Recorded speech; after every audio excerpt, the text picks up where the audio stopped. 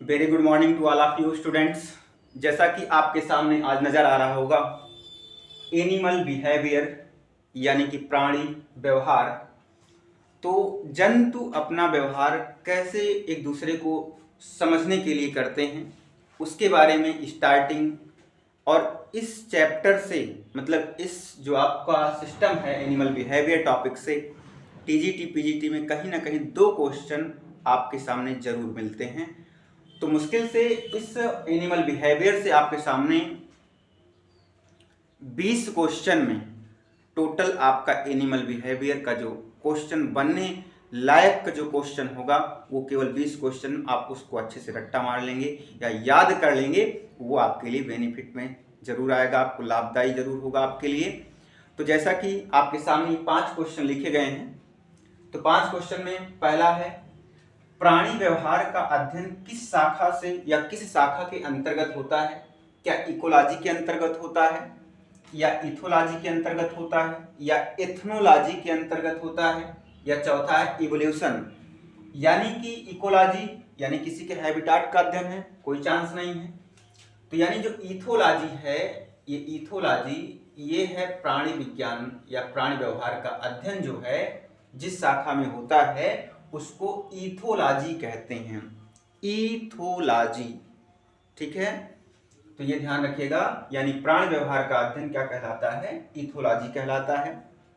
उसके बाद second question पे आते हैं आपके सामने, प्राणी व्यवहार के वैज्ञानिक अध्ययन के जनक, यानी कि प्राणी व्यवहार जो है, एनिमल बिहेवियर जो है, उसका जो है साइंटिफिक स्टडी किसने किया? तो क्या मेंडल किए थे, क्या हक्सले किए थे, क्या पावलोव या डार्विन? तो मेंडल कौन है भाई? आपको बता दें, जेनेटिक्स यानी आनुवांशिकी के पापा। पावलोव क्या थे? इन्होंने कुत्ते पर अपना एक्सपेरिमेंट किया था, ठीक है। हक्सले और डार्विन, तो डार्विन, क्योंकि देखिए डार्विन जो है इन्होंने क्या किया था, आपका प्राणी व्यवहार का साइंटिफिक स्टडी डार्विन ने किया था। और इन्होंने जो है लैमार्क के बाद डार्विन ने अपना जीवों के विकास में अपना बहुत अच्छा, बहुत बड़ा योगदान दिया था वहां पर डार्विन। तो यहाँ पर इसका आंसर सही होगा डार्विन, यानी प्राणी व्यवहार का वैज्ञानिक अध्ययन जो है वो डार्विन ने किया था। तीसरा प्रश्न आपके सामने है, प्राणियों के व्यवहार को आधुनिक अध्ययन की शुरुआत करने वाले वैज्ञानिकों में नहीं थे।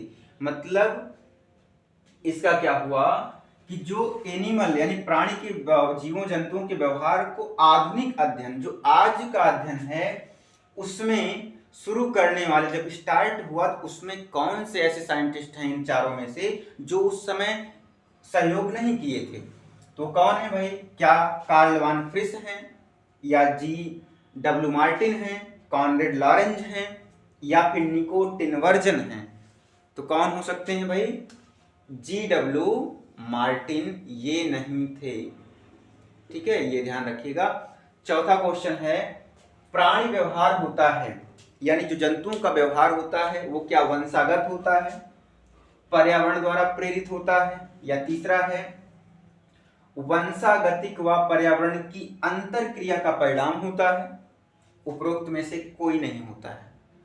तो देखिए, कोई भी व्यवहार वंशागत नहीं हो सकता है, क्योंकि उसको किसी भी जीव को वंशागत तो होता ही है, लेकिन वो पूर्णतया वंशागत, वही वंशागत का कैरेक्टर उसकी पूरी लाइफ भर चलता रहे, ये संभव नहीं है। क्योंकि जो जंतु होते हैं वो पर्यावरण में रह करके ही कुछ नए व्यवहार सीखते हैं।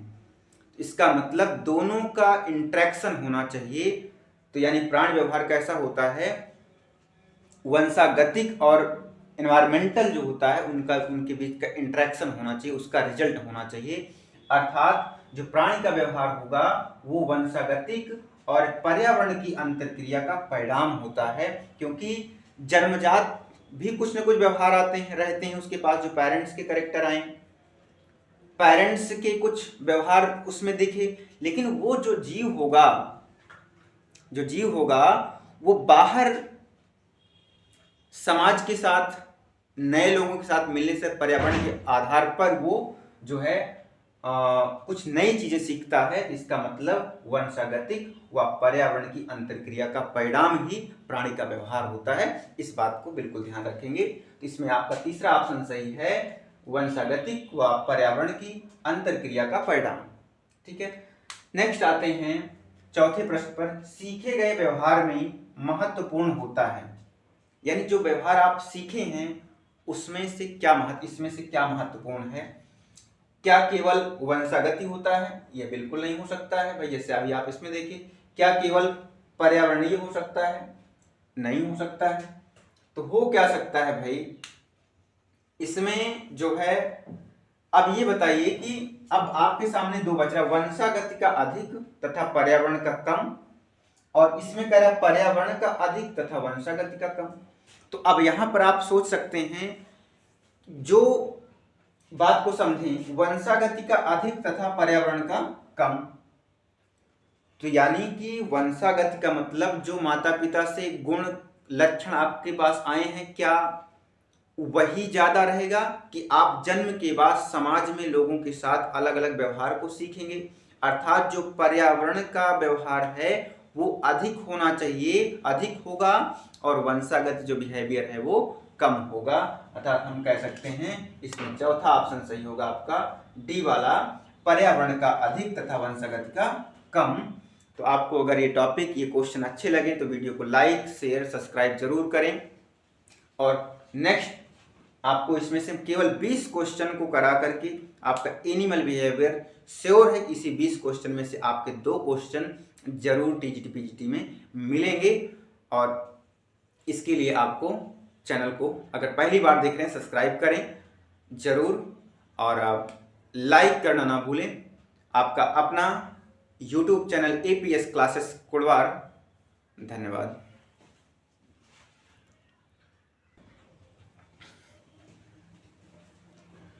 तो अगले प्रश्न पर आते हैं। जैसे अगला प्रश्न आ रहा है, स्वाभाविक व्यवहार में किस कारण परिवर्तन हो सकता है। आपका जो मूल व्यवहार है, आप किसी के सामने बड़े अच्छे से नम्रता से बात करते हैं, अच्छे से पेश आते हैं, आपका बोलना उठना बैठना, दूसरे के प्रति व्यवहार कैसा है, आप जैसा आप दूसरे के प्रति व्यवहार रखते हैं या आपका व्यवहार होता है, उसी को आपका मूल व्यवहार कहा जाता है।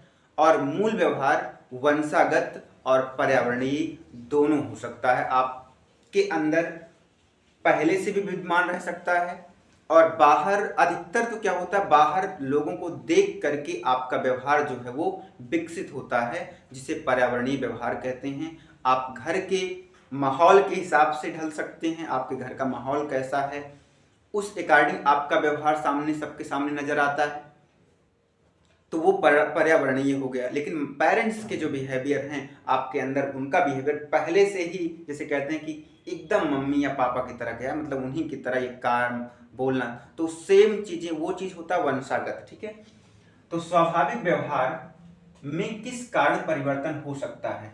क्या जीन उत्परिवर्तन, प्राकृतिक चयन, सीखने से, ये सभी। तो देखिए, अगर जीन में परिवर्तन होता है तो इसका मतलब वो वंशागत हो जाएगा, ये ऑप्शन सही नहीं हो सकता बिल्कुल।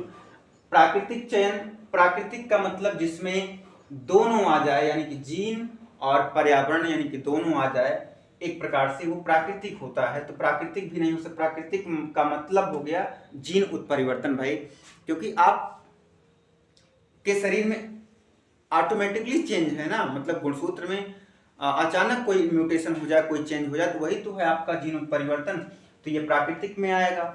तो इसका मतलब आप जो है, आपके स्वाभाविक व्यवहार में जो परिवर्तन का कारण है वो सीखने से होगा। ठीक है ना, आप बाहर समाज को देख करके किस तरह से आप सीख रहे हैं, आप अपने व्यवहार में परिवर्तन ला रहे हैं, वो किसी को देख करके भी आप सीख सकते हैं। ठीक है, तो सीखने से आपका ऑप्शन नंबर तीसरा सही होगा, सीखने से। ठीक है, चौथा है। अगला 7वां प्रश्न है, कार्ल वान फ्रिस ने अपना प्रयोग किस पर किए थे, मतलब किस जीव पर किए थे, किस जंतु पर किए थे। कार्ल वान फ्रिस ने अपना प्रयोग प्राणी व्यवहार में व्यवहार को देखने के लिए, सिद्ध करने के लिए किस जंतु पर अपना प्रयोग किए। क्या चूजे पर किए थे, मधुमक्खी पर, काकरोच पर या चूहे पर। तो किस पर किए थे भाई? मधुमक्खी पर इन्होंने अपना एक्सपेरिमेंट किया था। ध्यान ये रहे भाई, मधुमक्खी, ठीक है ना, मधुमक्खी पर। नेक्स्ट क्वेश्चन है आपका, कुछ पक्षी दूसरे पक्षियों के बच्चों को, यानी कुछ पक्षी हैं उनका बच्चा है वहां पर, कुछ पक्षी दूसरे पक्षियों के बच्चों को पालने में मदद करते हैं, तो उन पक्षी को क्या कहते हैं या वो पक्षी क्या कहलाते हैं? स्वाभाविक है, अगर एक परिवार की सहायता किसी दूसरे परिवार के लोग कर रहे हैं, इसका मतलब क्या होगा कि वो उनके माता पिता के, क्योंकि बच्चों को क्या पता कि ये कौन है हमारे, ठीक है, इसका मतलब वो माता पिता के क्या हो सकते हैं? सगे संबंधी हो सकते हैं, दोस्त हो सकते हैं, नात रिश्तेदार हो सकते हैं। मतलब वही जो है, जो आपका एकदम बिल्कुल करीबी इंसान होगा, वही तो आपकी सहायता करेगा। तो इसका मतलब आइए देखते हैं इसमें कौन क्या हो सकता है भाई। तो चूजे के माता पिता के संबंधी हो सकते हैं, या फिर कला अपने क्षेत्र नहीं ढूंढ सकते हैं। कुछ लोग ऐसे भी होते हैं, वो जिनको काम करना नहीं अच्छा लगता ना, वो क्या करेंगे, किसी दूसरे की सहायता करेंगे, जिससे उसके घर वाले खुश होकर के उसको अपने साथ रख लें। ऐसे भी हो सकता है, ठीक है, लेकिन ऐसा बहुत रेयर केस में होता है, ठीक है। उसके बाद कह रहा है ए व बी दोनों सही है, या भोजन इकट्ठा करने में असमर्थ, यानी कि वे जीव जो भोजन इकट्ठा नहीं कर पा रहे हैं, वो जो दूसरे की बच्चे की सहायता कर रहे हैं, वो जो बच्चे भोजन कर रहे हैं तो वहां पे जाकर के उसका भोजन खुद कर लें। ऐसे भी लोग होते हैं, चापलूस जिसे कहते हैं हम लोग, ठीक है, जाएंगे उसी में खाएंगे, उसी में छेद करेंगे। तो यानी इस क्वेश्चन का आंसर कौन सा सही होगा, आप दिमाग लगाएं कि सहायता कौन करेगा? जो आपका बिल्कुल क्लोज होगा, आपका सगा संबंधी होगा, अर्थात चूजे के माता पिता का संबंधी ही हो सकता है, अर्थात पहला ऑप्शन आपका सही होगा। आप वीडियो में बिना स्किप किए पूरा आप कंटिन्यू जब तक देखेंगे इसको, तब आपको पूरा समझ आएगा। ये 8 क्वेश्चन, आज का 8 क्वेश्चन, ठीक है। उसके बाद नेक्स्ट आपको 12 क्वेश्चन देकर के आपको टोटल 20 क्वेश्चन में ये एनिमल बिहेवियर का क्वेश्चन और इसी में से रहेगा। आप इसको जरूर लाइक शेयर सब्सक्राइब करें। धन्यवाद।